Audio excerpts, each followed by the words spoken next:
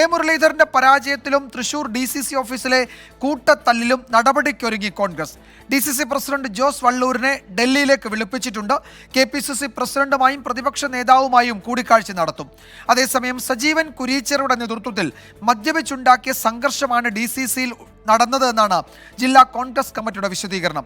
കൂട്ടത്തല്ല് നടന്ന് 24 മണിക്കൂറിന് ശേഷമാണ് ജില്ലാ കമ്മിറ്റി ഔദ്യോഗികമായ ഒരു വിശദീകരണം നൽകുന്നത്. സൂരജ് സജി തൃശ്ശൂരിൽ നിന്ന് വിശദാംശങ്ങളുമായി ചേരുന്നു. സൂരജ്, DCC പ്രസിഡന്റ് ഡൽഹിയിൽ എത്തിയിട്ടുണ്ട്. അവിടെ കൂടിക്കാഴ്ച നടന്നിട്ടുണ്ടോ എന്ന് ഉറപ്പില്ല. അദ്ദേഹം രാജ്യസന്നദ്ധത അറിയിച്ചിരുന്നു നേരത്തെ.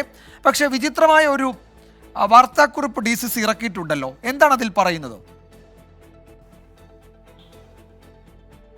വിജയകുമാർ, നിൽക്കക്കള്ളി ഇല്ലാത്ത സ്ഥിതിയിലേക്ക് കാര്യങ്ങൾ എത്തിയതോടുകൂടിയാണ് ഇത്തരത്തിലൊരു വിചിത്രമായ വിശദീകരണക്കുറിപ്പ്, അതും ഈ കൂട്ടത്തല്ല് നടന്ന് 24 മണിക്കൂറിന് ശേഷമൊക്കെ ഒരു വിചിത്രമായ വാർത്താക്കുറിപ്പ് ഇറക്കുന്നത് എന്നുള്ളതാണ് ഏറ്റവും ശ്രദ്ധേയമായിട്ടുള്ള കാര്യം.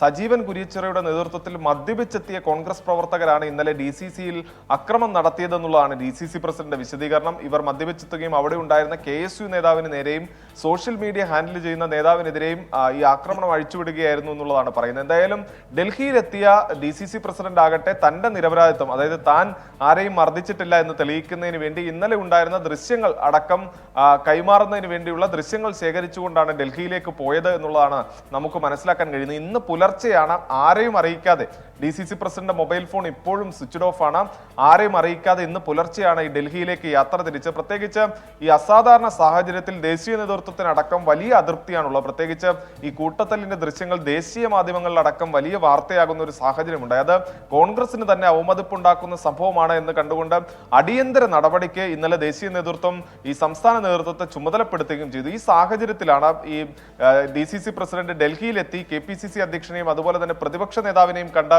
തന്റെ നിരപരാധിത്വം തെളിയിക്കുന്നതിന് വേണ്ടി ഇപ്പോൾ പോയിരിക്കുന്നത്. അതോടൊപ്പം തന്നെ ഈ ദൃശ്യങ്ങൾ കൈമാറുന്നതിലൂടെ തന്റെ രാജി ഒഴിവാക്കാം എന്നുള്ളതാണ് DCC പ്രസിഡന്റ് ലക്ഷ്യം വെക്കുന്നത്. ഒരു വൈകാരിക തലത്തിൽ ഈ രാജി സന്നദ്ധത അറിയിച്ചുകൊണ്ട് താൻ രാജിവെക്കേണ്ടതില്ല എന്നൊരു അനുവാദം അവരുടെ കയ്യിൽ നിന്ന് വാങ്ങിയെടുക്കാനുള്ള ഒരു ശ്രമമാണ് അവസാന ഘട്ടത്തിലും DCC നടത്തുന്നത്. അതിന്റെ ഭാഗമായിക്കൊണ്ടാണ് ഈ മണിക്കൂറുകൾക്ക് ശേഷം ഇത്തരത്തിലൊരു വിശദീകരണം ഉൾപ്പെടെ നൽകിയിരിക്കുന്ന വിജയകുമാർ. രാജ്യസന്നദ്ധത അറിയിച്ചെങ്കിലും DCC അധ്യക്ഷൻ രാജി ഒഴിവാക്കാനുള്ള ശ്രമം നടത്തുന്നു എന്നാണ് ഞങ്ങളുടെ തൃശ്ശൂർ ബ്യൂറോ റിപ്പോർട്ട് ചെയ്യുന്നത്.